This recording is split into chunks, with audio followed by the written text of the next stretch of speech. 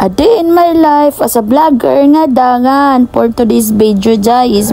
So sorry kayo sa akong boys kay partidyo na akong syagit gabi intawon mga jayog daw. Bitaw ay parti manggoning kaon good bisag unsa lagi paslak aning bangaga ni so modern niya mong barangay diri no peaceful kayo bet bitaw sayo pa kayo ni siya no nanayaw nami kay sayo pud gisugdan og jesh ko na pa si uncle parti na sayaw.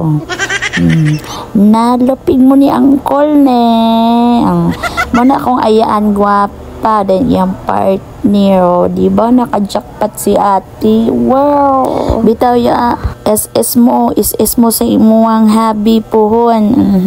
Paggama na mo ito'y te para na magsunod-sunod ninyo te. Nalupigan mo sayaw nun na. Da. Kaya na jud ba na jud ko lang, di ba? Sweet kayo, makasuya kayo. So, muna yung mga dangan po dari o mga dangan, mga auntie o uncle. Di ba? Happy kayo, basta disco lagi. Wasak kita daring napita. Bitaw guys, panalagsa ramang duni.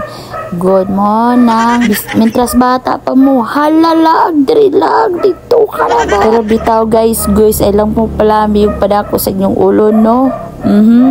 Binutan punta panagsa no.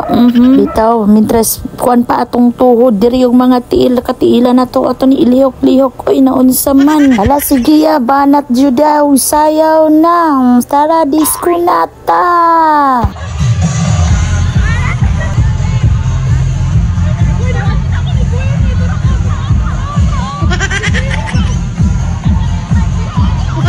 So mong by voice over na po da. So di ba nakakitag multo ni si Inday Juna Jane ba. Bitaw kay nakitaan man nila si Queenie ang classmate na mo sa elementary nga pinakagwapa na mo during the Pita San Miguel. Di ba giad to din ni Marites. So bitaw guys mo ni sila akong mga kababata pa since birth. Nagipanganak ni since naapamisa mong lagay sa among amahan.